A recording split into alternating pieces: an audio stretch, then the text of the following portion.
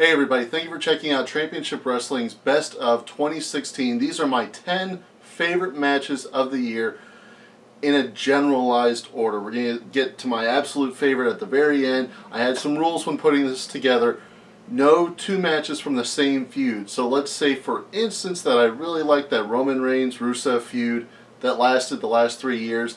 I could only pick one match that those two had, and that's going to come into play especially on our number one match. Like I said, it's a general order, but not a specific one, so it's not like these are actually 10, 9, 8, 7, 6, 5, 4, 3, 2, 1.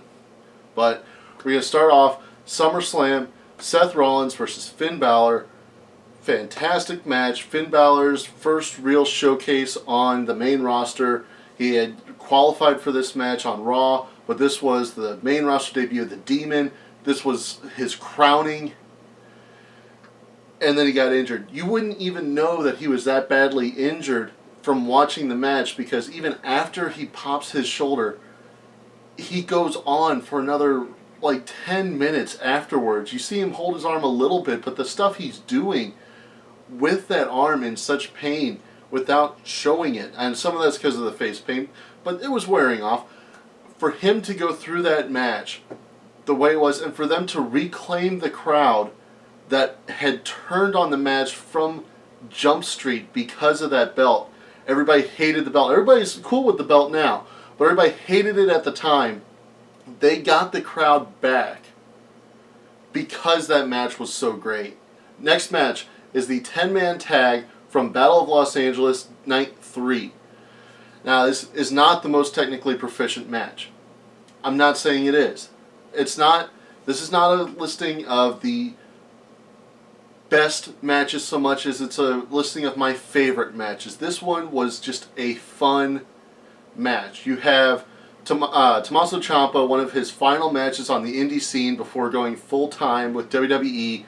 You have his oil check spot, which is just an absurd PWG thing to begin with, but for it to go with a full 10-man human centipede oil check is absurd.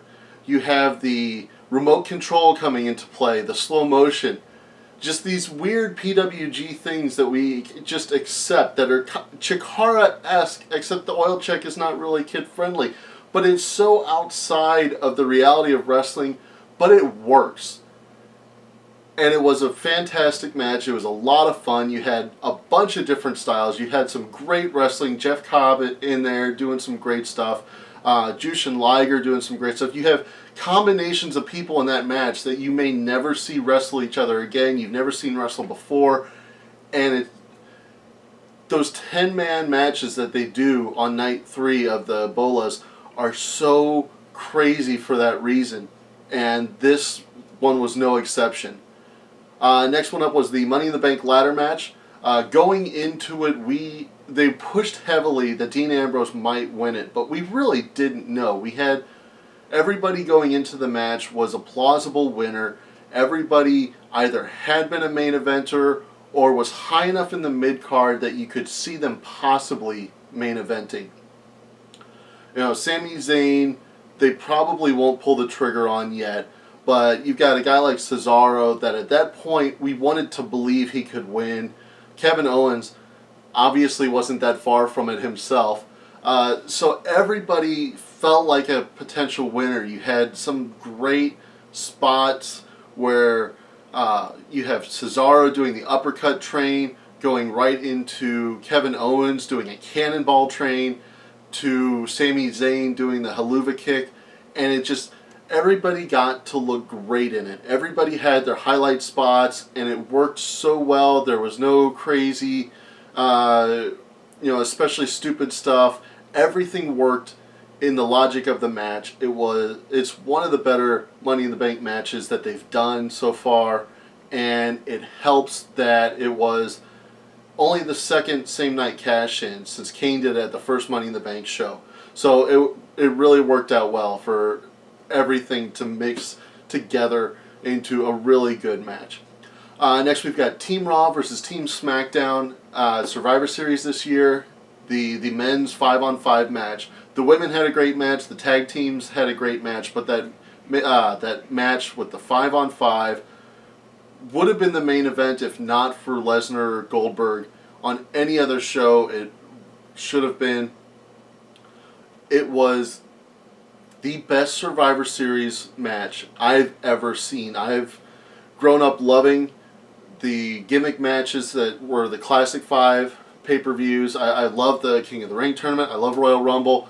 I love Survivor Series. This was the greatest Survivor Series match of all time. I will die on this hill. Broken Matt Hardy and Brother Nero versus Decay, the Great War at Bound for Glory. The Deletion Trilogy, as it was at the time, not always the best matches. The final Deletion was, they're all train wrecks. Like, they're entertaining train wrecks. They're not badly done. There's a hokiness and campiness to them, but that's deliberate. They're fun matches, but I think the Great War, which is the only one so far they've done outside of the Hardy compound, was really the best that they've done. It was framed as an actual match. It started in the ring, and it wasn't until they brought it to the back that you got into this craziness. So it had a little bit of a different feeling just because of the way they framed it. It had to fit in with the logic of a normal wrestling match to an extent, and then brought in the logic of the Hardy compound, Lake of Reincarnation, all that kind of crazy stuff. All that stuff fit into the match, and I think it's the best they've done with the deletion gimmick so far. AJ Styles versus Roman Reigns at Extreme Rules. They had two fantastic pay-per-view matches. I'm putting the Extreme Rules match on. I thought it was a little bit better. This was the year, well, the second year in a row that everybody wanted to crap on Roman Reigns. But Roman Reigns works the WWE pay-per-view style, the main event pay-per-view style, where his weekly matches on Raw are not going to be the matches that you go crazy for, but when he's in a main event at a pay-per-view, he brings it. And he will rise to the level of who he is bringing it to. AJ Styles is up here. Roman Reigns will bring it up here. Now, a lot of people are going to argue that is AJ Styles carrying him. AJ Styles can only do so much. He's a good wrestler. He's not Ric Flair. He's not going to carry somebody to that level of a match when that guy cannot perform. Roman Reigns is a better wrestler than he's been given credit for, and this match shows it. Sami Zayn versus Kevin Owens at Battleground. We've had a lot of matches between them, basically since Sami Zayn came to the main roster. That was their whole story. It was them fighting each other, Sami Zayn wanting revenge for what happened in NXT, and this was the best possible way to pay it off. It was just a no-gimmick, one-on-one match. Whatever happens, we're splitting you guys up. You're not going to have any more one-on-one matches for the foreseeable future. And they've held to that. They were in, I think, a four-way match recently, but they have not had that one-on-one match since this match. So they really took that seriously to not have these guys feud. They had one title match when Kevin Owens won. And that was it. They've shifted them on to other things. And this match was it felt like they knew that this was actually for real, them going their separate ways afterwards. It wasn't a goodbye forever, but it was definitely a goodbye for now match. They really brought it, and it was a great match. Battle of Los Angeles, Night 2, 6-man tag team match. So we've got the Bullet Club, or 3/4, I should say, of Mount Rushmore. You've got Adam Cole and the Young Bucks representing the Bullet Club against Will Ospreay, Ricochet, and Matt Sydal. It was a 5-star match from Meltzer. You know that I'm not, if you look at, not all these matches are 5-star matches, not all these matches are going to be 4-star matches. This is one where I'm only telling that because I know that some of you guys care about the match ratings. There's a reason it got that high a rating. It was a damn good match. I can't do it justice to describe it. You're going to see some highlights, but it was so well put together. The craziness, the false finishes, the heat, everything. A really good tag match will keep you excited the entire way, the way that a one-on-one match just can't. People get tired too easily in a one-on-one match. Even if you've got the stamina of Ric Flair in his prime, you cannot go balls out for an entire match and keep things as exciting as a tag match can, because you're tagging out. You're bringing in a fresh man all the time, and this match with these 6 men is perfectly suited for keeping everything hot the whole time. It worked. It worked so well. Next we've got Kenny Omega versus Tetsuya Naito. G1 Climax 26 day 18. This was the finals of G1 Climax. This was Kenny Omega versus Naito.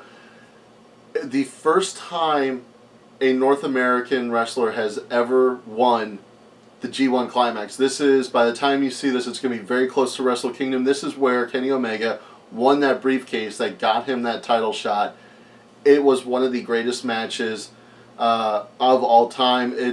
It's going to make a lot of people's top 10 lists. It's going to make number 1 on a lot of lists. It's not my number 1, but I understand why other people are going to put it there. The resiliency of Naito in the end. You've got Kenny Omega stealing all these different finishers from other people. He does the Styles Clash. I think he does the Bomaye knee. He does his former tag partner's finisher, Ibushi. He does his. He's doing all these different things trying to put Naito away. Naito had just lost the belt himself not that long ago, so he's in it to try and reclaim the belt.